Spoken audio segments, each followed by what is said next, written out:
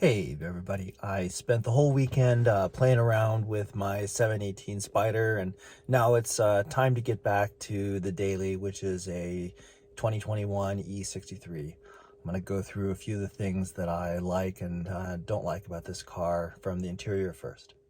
First impressions, wow, this is a really nice interior. You get the nice double stitch leather and the subtle LED lighting. Of course, that becomes much more obvious later at night. You could even set this to cycle colors gently, like I have right now, or really obnoxiously, you can set it to horrible disco color change rainbows. The first things you see are this nice machined speaker cover, the elegant seat controls that look very sleek, and this carbon fiber oh wait, no, this isn't carbon fiber.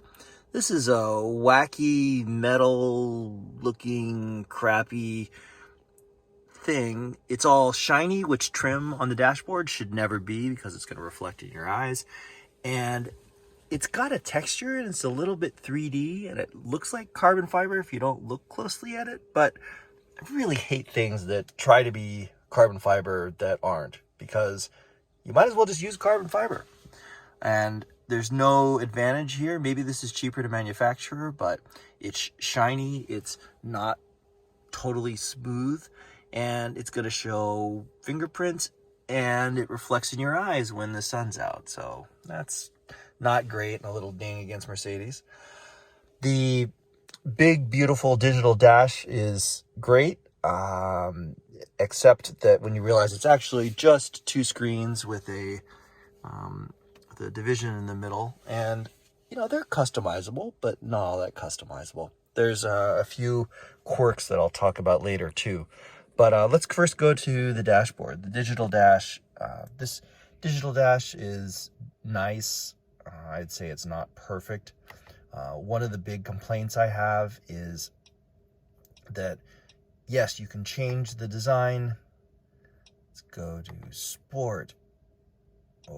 And look, you get this nice double gauge setup that, from my vantage point, yeah, I can't see most of that. So that's not going to work.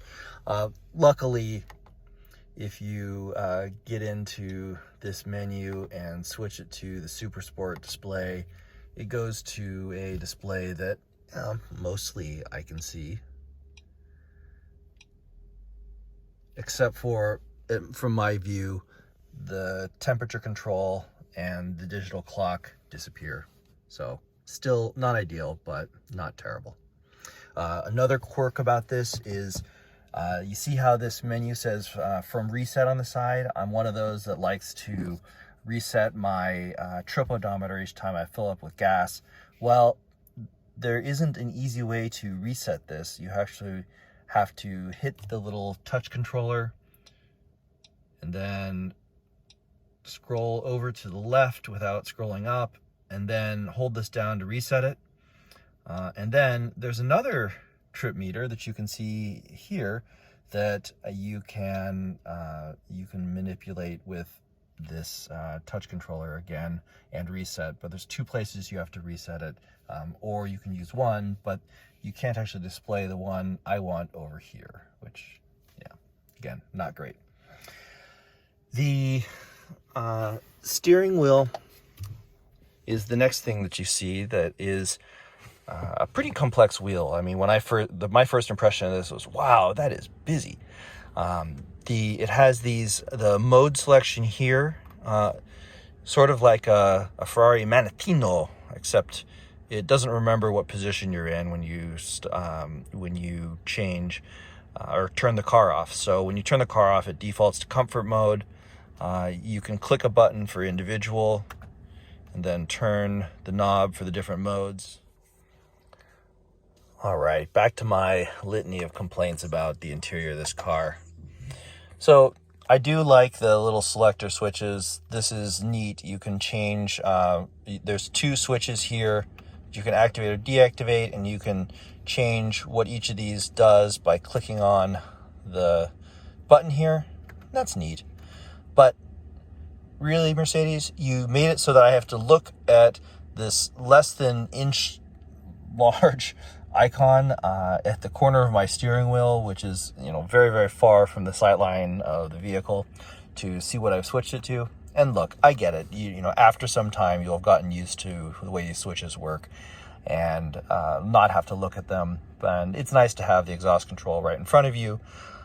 But wait, isn't there another exhaust control right here?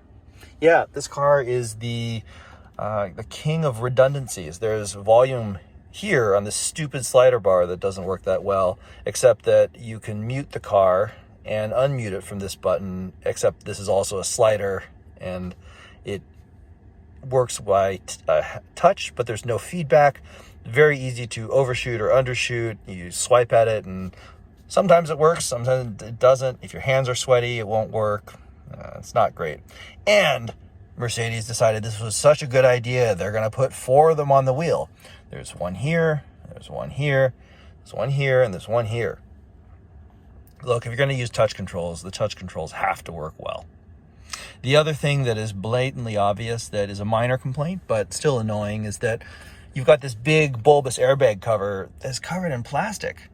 Couldn't put even a nice leather coating over that. It's pretty ugly looking, and frankly, it doesn't fit the interior of this not cheap car. Worse, the texture on the plastic doesn't exactly match inside versus outside, which is pretty lame.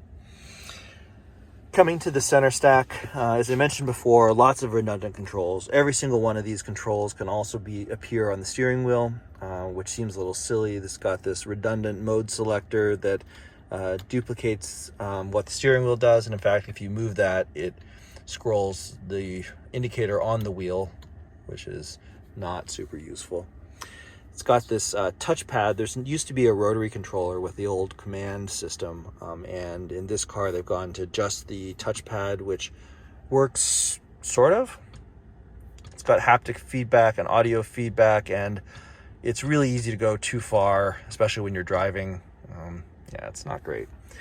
And then mostly redundant controls, surrounded by this acre of glossy black plastic that shows fingerprints really badly and dust. And this car has just over 1,000 miles, and this already looks slightly scratched and showing dirt.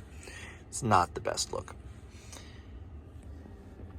Also, in the 2021 E-Class, they got rid of the clock. There was this beautiful little IWC clock that was synced to the digital clock, and yeah, it's not in a great sight line, but it added a certain level of elegance to the cabin, and yeah, that's gone now. And it has these redundant sort of mode buttons here that I never actually use because they just duplicate what is on the menu screen. So that's a little bit lame. The shortcut buttons at the top work okay. Mercedes, I'm sorry, but you guys need to copy BMW a little bit better. As much as people complained about iDrive, iDrive was way better than this, and still is. The other sorely lacking feature in this car is wireless CarPlay. You give us this nice charging shelf so that you can charge your phone here, but really, no wireless CarPlay? I have to plug my phone in like a peasant? This is terrible. Yes, there are wireless CarPlay adapters. I do have one. I have the CarLink at 2. It works. It sometimes just screws up and doesn't work, and it also, I get a occasional crackling and audio playback, so it's not the greatest thing in the world. Another redundant menu screen. Look, I can display my climate control, except it's redundant with the buttons here. Yeah. Other than that, the pano sunroof, really nice. The cover comes out and keeps the cabin cool, but this gives a nice airy feel to it. And yeah, you can see the ambient light. It's kind of nice. It's got the menu shortcuts. So if I want to change the ambient light, come over here. You can set the color. love this touch controller.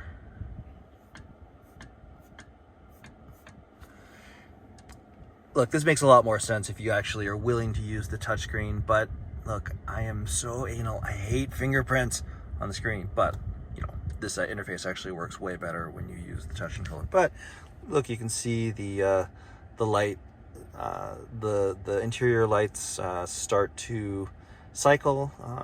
It is a nice effect, I gotta say. Unfortunately, the nice effect highlights the fact that there is this cheap plastic as soon as you go below the center line of the dash. The whole dash is covered in this sort of crappy textured vinyl plastic. The door does a decent job of hiding it. Most of the door is the stitched leather, but then if you look closely, yeah. Anyhow, that's the interior of my 2021 E-Class. Oh, and I can't forget one of the big fails about this car. If you plug in your phone, start CarPlay. Yeah, CarPlay doesn't extend to the end of the edge of the screen. So you've got this 16:9 aspect ratio CarPlay and a 21:9 area screen, which leaves these two big black bars on the side of the screens that do nothing. So that's less than ideal. Even the previous command system, just from last year, extended CarPlay out through the whole screen. So hopefully this is something that gets fixed soon, but yeah, certainly not ideal. All right, that's it.